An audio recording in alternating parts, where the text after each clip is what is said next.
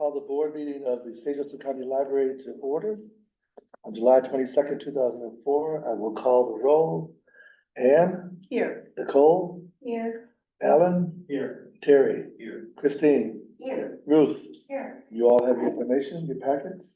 Yeah. All right. We have to determine a quorum. I will take a motion to accept the consent agenda. Move to approve. Is there a second? There's a move and a second that we approve the consent agenda. All in favor, aye. Aye. Opposed, same sign, ayes have it. Says it's been approved. The director's reports. Stephanie.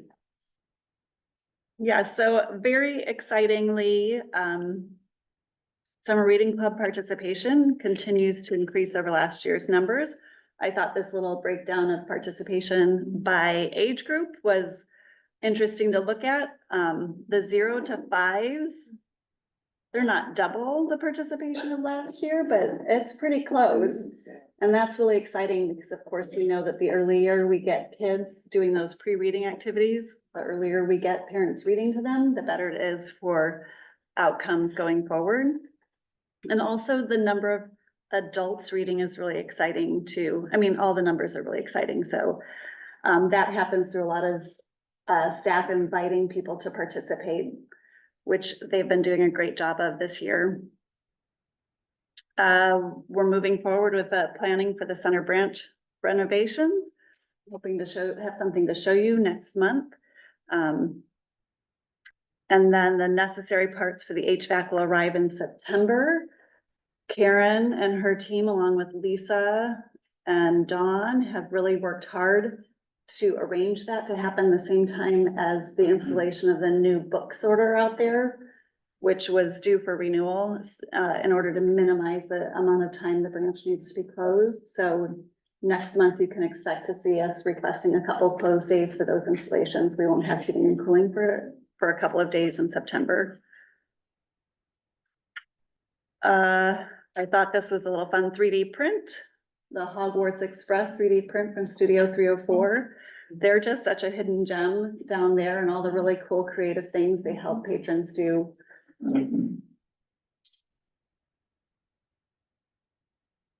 And I thought this was another good example from Studio 304 where they helped a patron convert an old home video with an unusual file type to an MP4 so they could share it.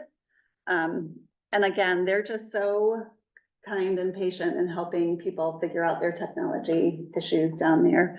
And I know for me, I'm looking at my own VHS at home and figuring out which ones have television. Wait, let me clarify my husband's VHS. And which ones have movies that we need to do converting into digital before we lose those memories. So that's really important stuff. VHS of my kids when they were little. Fun. So those folks down there do a great job.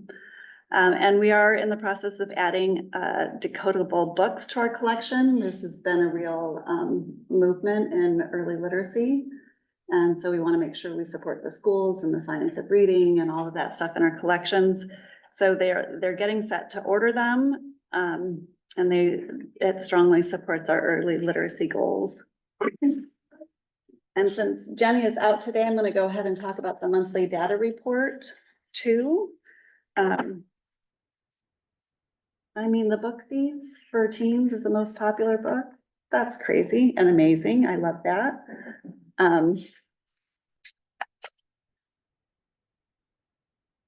Total circulation. If you look at our physical versus our digital circulation, Urban Libraries Council directors were having a lengthy conversation about percentage of your budget that is going to your physical collection versus your digital collection. And by and large, libraries are really getting to be about 50-50 in their spending on those digital versus physical collections. We won't be quite there yet because you can see our numbers of digital circulation versus physical circulation don't justify that shift for us.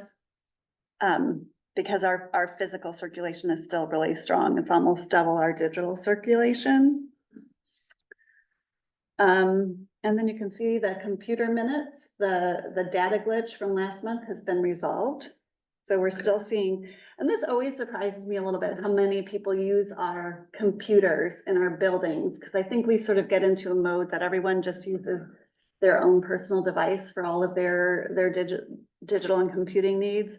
And it's just not true. We continue to see that higher level use of our computers in our buildings.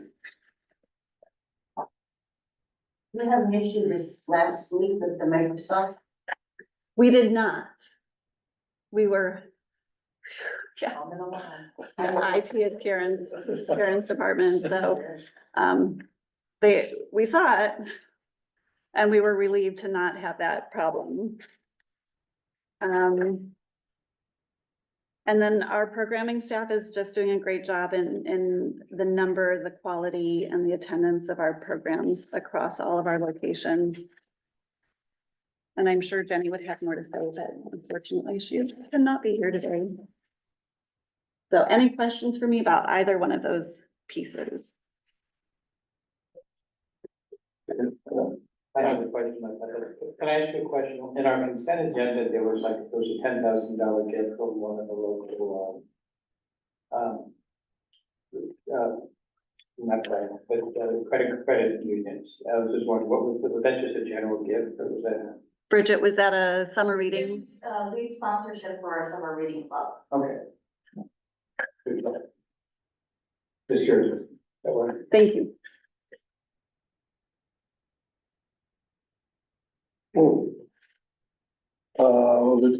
We'll do the financial report.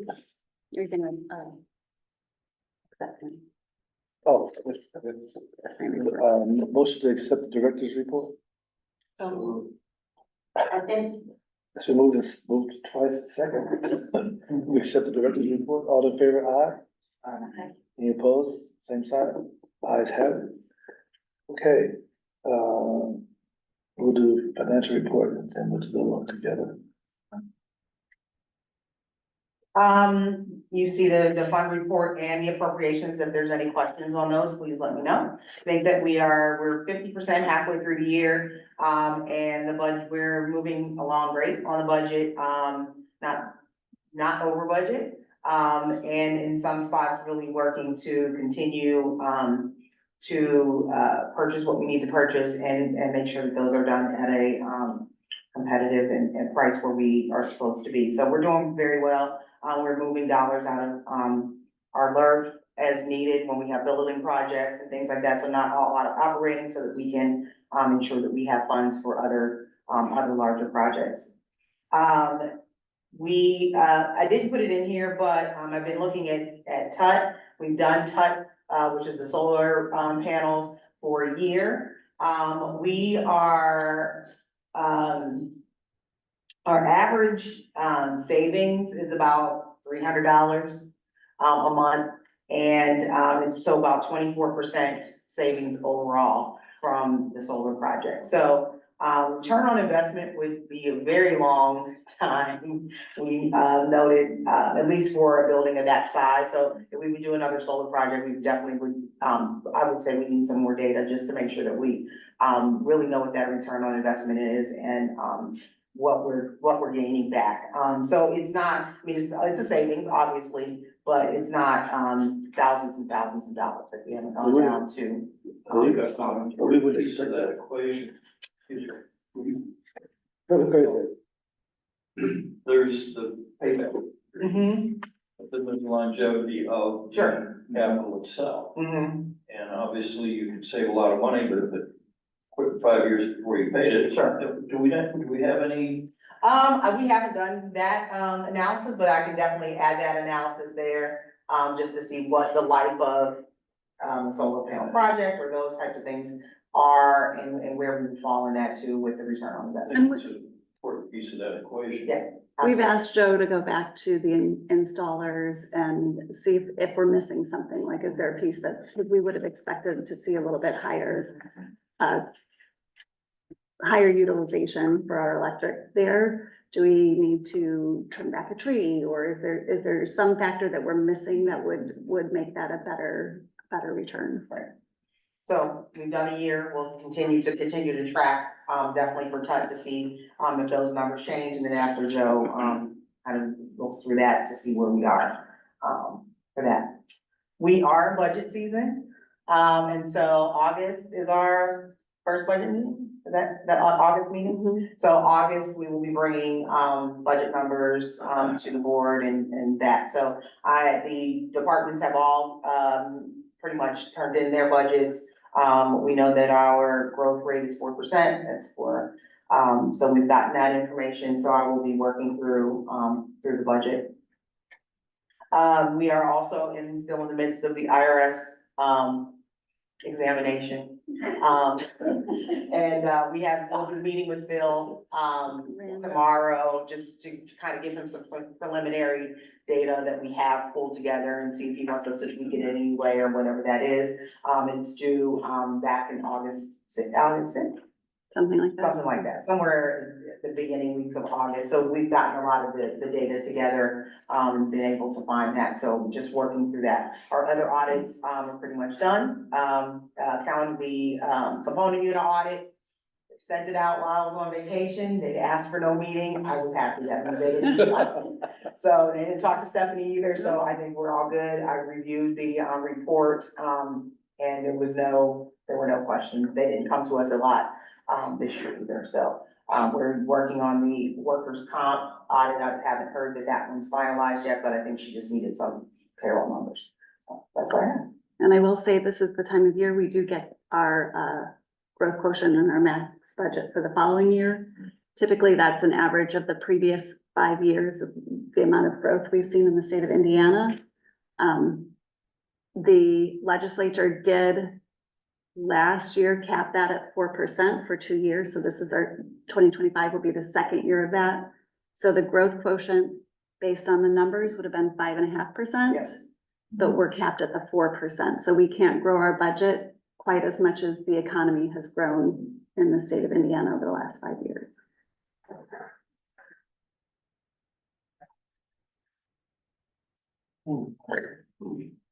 Otherwise, it's bogus stated, just. I'm kidding. They do pay attention. I think they do pay attention. Any other questions for Anjanette? If not, I will call for a motion to accept the patron engagement and the financial report for a vote. Do I have a motion? So, A second? Second. It's been moved and seconded that we accept the patron engagement report and the financial report. All in favor, say aye. Aye. Any opposed? Ayes have it. Do we have any unfinished business? I don't think so. We have another. We're on, Come to- oh, yeah, I'm skipping ahead for a change. I don't know. Okay, new business. We have a MKM contract. Stephanie. So this is the contract with MKM4 Center. It is for the design, the bid documents and the construction management for the renovation at Center, and that encompasses also landscape design.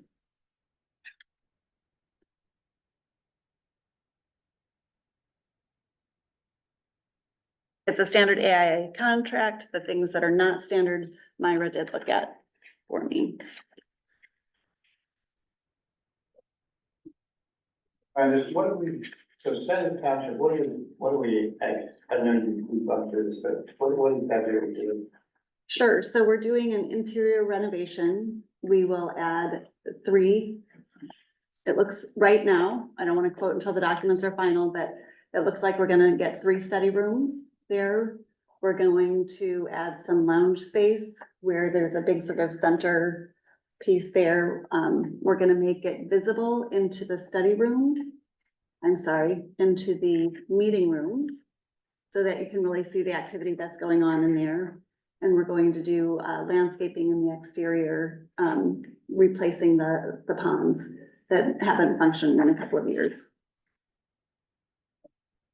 fireplace works. The fireplace works. We're not doing anything with the fireplace, except I think it needs some caulking. And new furniture will be part of that package, at least some amount of new furniture will be part of that package. And I did ask, Joe and Ed, before we started the planning, to really go around and look at every single thing that might need to be done to the building. I didn't want to finish and say we missed X, Y, or Z. That really should have been done too. So we have a lengthy list. It's replacement of the front doors, things of that sort. Painting the exterior and the interior, new flooring throughout, all of that. Hourly rates. Should work for that. Jeez. Any other questions for Stephanie? Okay, we need a motion to approve the AIA contract for MK in architecture and design. Someone, I have a second. Second. It's been moved and seconded that we approve the AIA contract with MK in architecture and design for the Center Township branch. All in favor, say aye. Aye. Any opposed, same sign. Ayes have it. Congratulations. Thank you. Okay, and then I have, Jennifer's not here, but you can do are you doing the reserved Mhm. spaces? Yep. Okay. We have another proposal here for reserved spaces, and especially the guidelines. So as we work our way through, our policies, there's a clarification that the meeting room spaces may be available either before, and particularly here, before or after regular operating hours of the library. Moved the Studio 304, because those rooms in there are reservable spaces too, but they were in their own separate section of the policy. We just moved that in here. We're requiring payment for paid space for the auditorium and the ballrooms now to be made in advance instead of trying to get it the day of. Clarifying that we don't promote or advertise external meetings or events. So if the symphony, if it's not our program and the symphony has their gala here, we won't promote that in our channels. Even though we do love the symphony.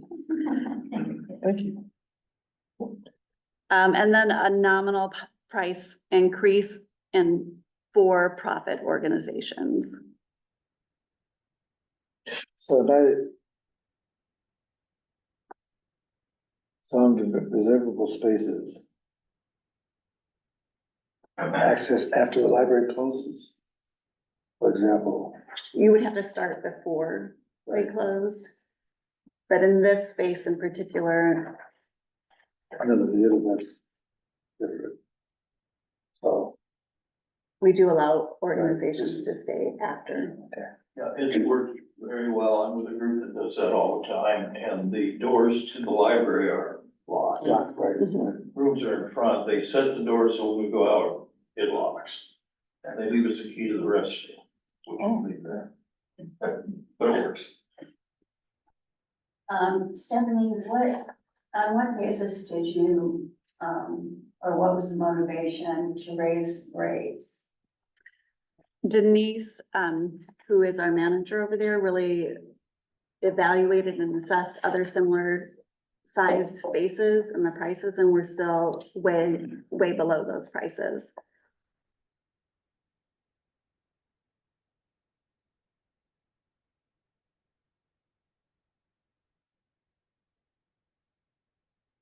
Other question?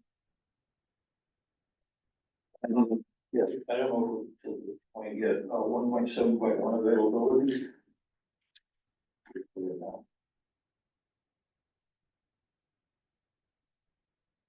Are you in policy or guidelines? Yeah, I think it's reservable spaces policy, Okay, availability. And this is but for me, I know I've said it before, the worst confrontations I've ever had with patrons was over the meeting rooms when they got preempted. After they had made all the arrangements, and we do reserve the right here, it mhm. says take priority of all of them. I don't know how I would word it, but I wish there was something that said, you know, we're not gonna do that lightly, we don't do it just on a whim. I don't know how to word that, but I know the people that I ran into, and actually, I'm not sure they're totally wrong. Just got run over by a new meeting being planned after they already had the room reserved and all their planning was done.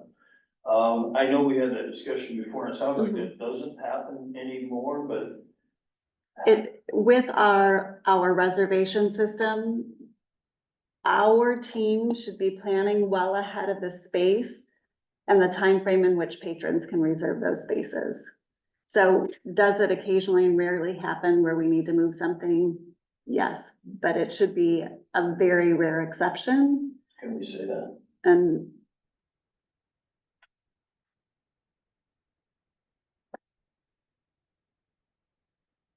one point seven. I mean,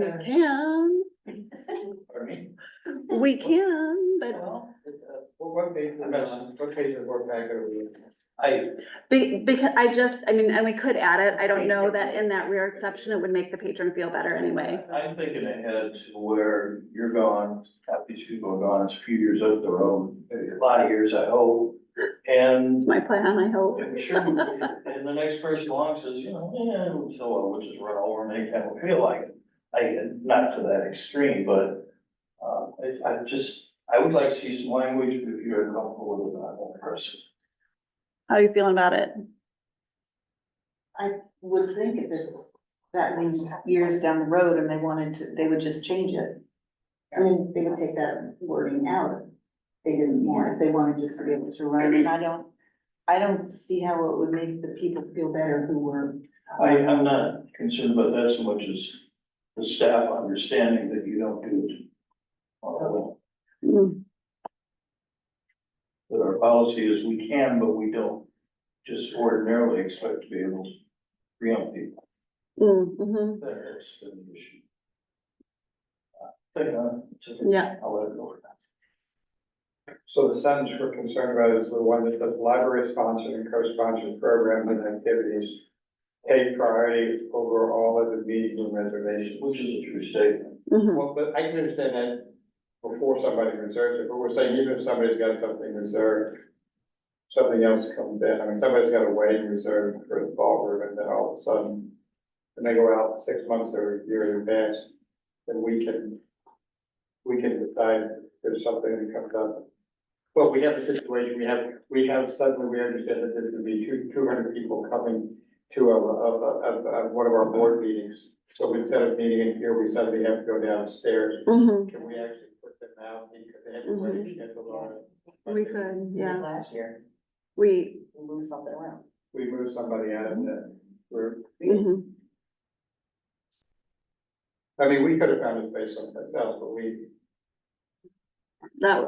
The auditorium was probably the only other space available that would have fit for our needs, and we're required to provide space for a public hearing, not a public hearing, a public meeting. The events that I was jumped on over were both at branches, and I assume the branch manager made the decision.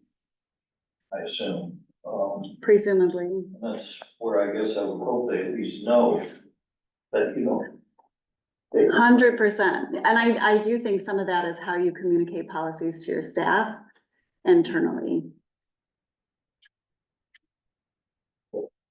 Yes, sir. so if somebody's going to have a big event here, do we give them a contract or agreement? Is there any other than, I mean, how, when somebody books a room, they're given, an agreement of some sort? They sign the user agreement, which includes this language, the policy. So when they sign the user agreement, even if it's for a wedding or something, For special events, the special event guidelines are also in here. That's a different contract that we sign that requires a deposit, and those happen typically outside of our hours that we're not bumping a wedding. Right, right. Let's just be clear, we're not bumping a wedding. I think, I mean, people have fundraisers here, sometimes they have galas and events and Sure. things of that sort. Those typically happen outside of our regular operating hours anyway. We might shuffle people from one room to another because they think they need a ballroom size, but they could do it in here for our purposes. And it also allows us to book the rooms ahead of the time that it is available to the public as well. sure. So I would think that that is a procedure And also how you communicate to staff that we don't inconvenience patrons unnecessarily. There's no, your bad planning doesn't mean we put patrons out. That's not how that should work. So be assured, Terry, we don't take those things lightly.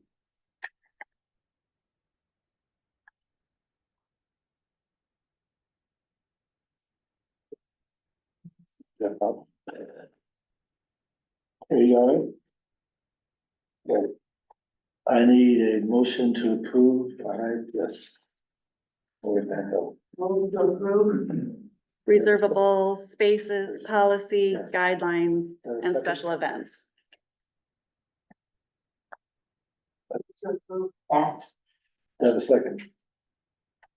Second. Has been moved and seconded that we approve the updated reservable space policy and guidelines, especially event guidelines. All in favor, say aye. Aye. Opposed? Ayes have it, so ordered. And Kara, educational reimbursement policy, madam? Yes, so, last month, as part of the handbook, you approved the educational assistance policy, and there were a couple of things that I didn't consider at the time, and one of them was, we had updated the hours of eligibility from 20 to 30 to match the healthcare plan, but there are 2 employees that are in positions that are lower hours than that require certification, and I had not thought about those 2 people. So I wanted to add in here that, they are still eligible, anybody required to be certified is still eligible, regardless of the hours. But for all of the rest of it, 30 hours is what is standard. I also just beefed up, the statement that we had, prior about, leaving within 24 months. It did say employees who request tuition reimbursement must, and it had that number 4 there, must expect to remain, but what does that mean? Why does it matter? So I just added a little more clear statement at the bottom that said, you have my back for that if you leave. And then the last thing that I updated that also had not occurred to me, it hasn't been an issue, but I wanted to make sure that we kept it that way, was that if someone is going and getting that 100% reimbursement for the certification classes, that we won't pay more than the IUPUI, it's now IUI, but the IUPUI tuition rate. Because there are a few other schools that the Indiana State Library will accept to meet the certification standards, but they are out of state, and we did not clarify that, so that was one thing about it. Oh, we could have that happen, we should probably cover ourselves for that. So, just to add that. Questions?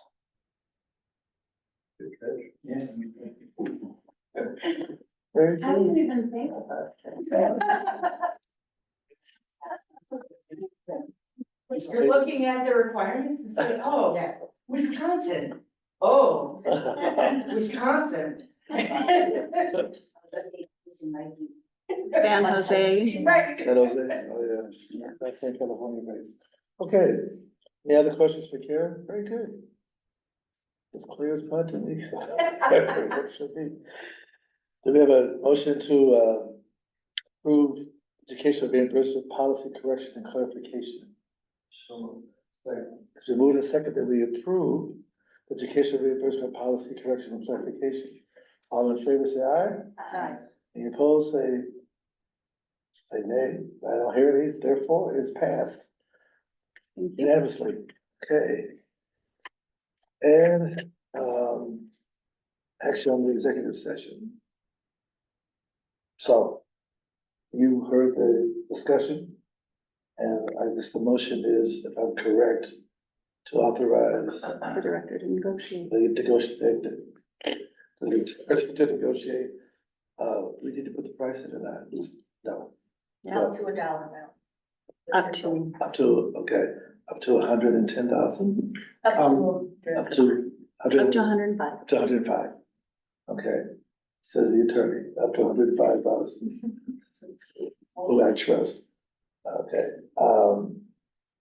that's the motion that we authorize Stephanie to negotiate up to. I do have a clarification. If that's not accepted, we go back to executive session, we'll go back to a session and say, this person will go for 107. So the limit is the average of the two appraisals. Okay, that is. So we won't put in the purchase agreement unless it says, unless the seller says, I only want to sell it for 105 and that's our limit. But we can negotiate up to that dollar amount. And so the board resolution should be, if you approve, that they have the buying power up to $105,000 for that particular property. So that's the motion, up to 105,000. Questions? Do I have a motion to approve? I think Ellen moved. Do I have a motion? I'm sorry, second. Second. Has been moved and second that we approve that the director has up to $105,000 of negotiating power for purchase of this property. All in favor, say aye. Aye. Opposed? Ayes have it. Go spend some money. Thank you. Do we have any visitors? I don't think so. So,